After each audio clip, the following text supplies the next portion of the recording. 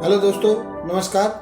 आज मैं आपके सामने फिर हाजिर हूँ एक नया विचार लेके, एक नया कॉन्सेप्ट लेके। दोस्तों, पिछले वीडियो में मैंने आपको बताया था आईओ की भूमिका के बारे में। आईओ की भूमिका किस तरह से महत्वपूर्ण है और किस तरह से चालान कोर्ट में फाइल किया जाता है आईओ के द्वारा। आज मैं बताऊंगा कोर्ट में चालान दाखिल होने के बाद की प्रक्रिया क्या होती है। सबसे पहले चालान दाखिल होने के बाद अक्यूज्ड अक्यूज्ड को कोर्ट में हाजिर होने के लिए निर्देश दिया जाता है। उसके खिलाफ सम्मन या वारंट या अगर जेल में है तो प्रोडक्शन वारंट जारी किया जाता है और एक डेट लग जाती है। उस डेट को अक्यूज्ड को कॉपी सप्लाई करते हैं और कॉपी सप्लाई करने के बाद स्क्रूटनी के लिए डेट लग जाती है कि भाई अक्यूज्ड को जो भी चालान की कॉपी दी है वो ठीक है या नहीं है, लिस्ट के अनुसार है या नहीं है, सभी चीज़ें उसको मिली या नहीं मिली।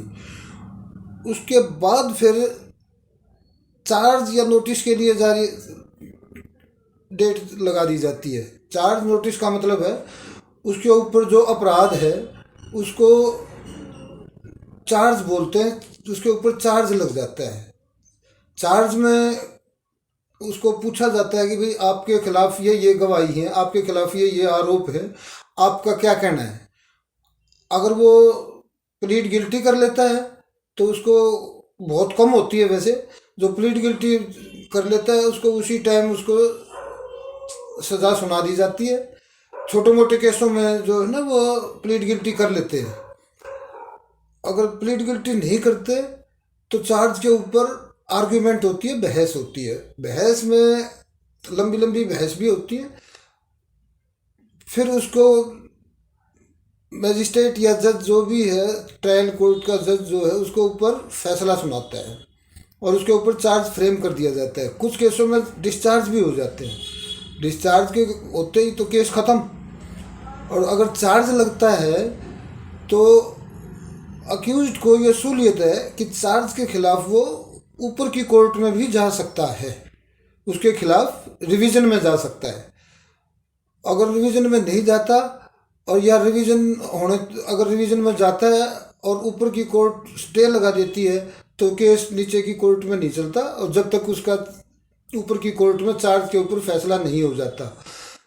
चार्ज लगने के बाद एविडेंस के लिए तारीख लग सकती है।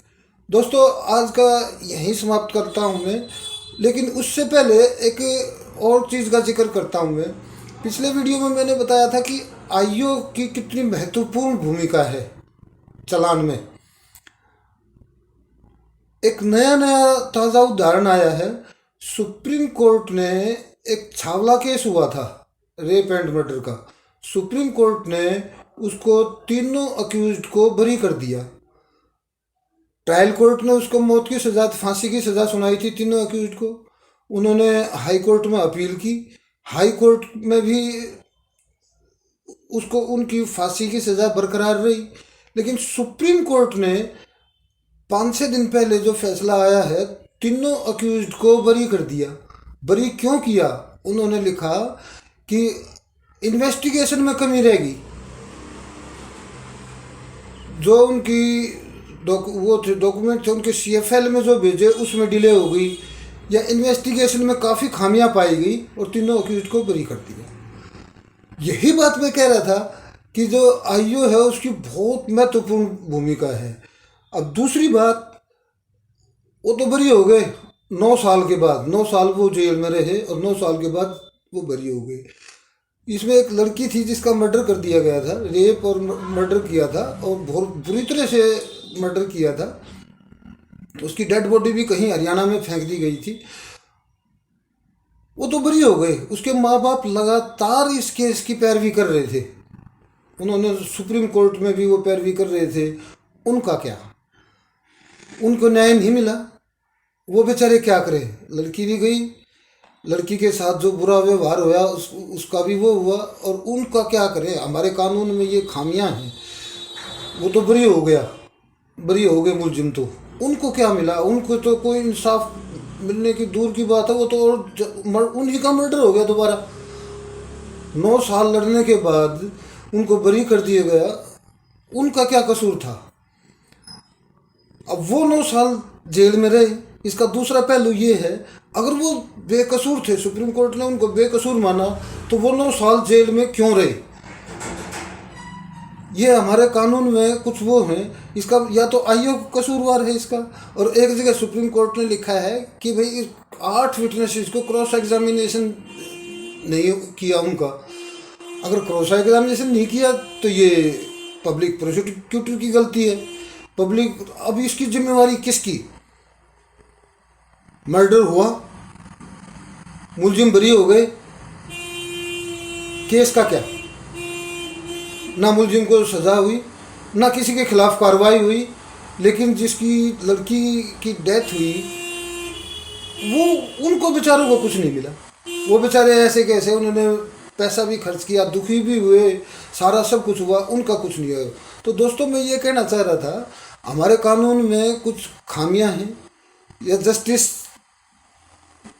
नहीं मिलता लोगों को, इसलिए मैंने आपके सामने ये विषय उठाया। ज़रूरी नहीं कि भाई ये चीज़ आपके काम आए, लेकिन ये है आपको इन चीज़ों का पता होना चाहिए। हमारे समाज में क्या चल रहा है, हमारे कानून क्या हैं, हमारे कानून में कुछ खामियां हैं, प्रावधान हैं, आयोग के खिलाफ भी कार्रवाई हो सकती है, पब्लिक प्रोसिक्यूटर के खिलाफ भी कार्रवाई हो सकती है, लेकिन होती नहीं। तो इसलिए हमारे कानून में ये कुछ खामियां हैं, या हमारे जस्टिस में कुछ, प्रोसेस में कुछ खामियां हैं, तो इनके ऊपर आपका ध्यान दिलाना चाहता था। नमस्ते, आज के लिए इतना ही। मेरे इस वीडियो को लाइक व सब्सक्राइब जरूर करें और इसको शेयर भी करें, क्योंकि ये बहुत महत्वपूर्ण बातें बताई हैं मैंने। धन्यवाद, धन्यवाद।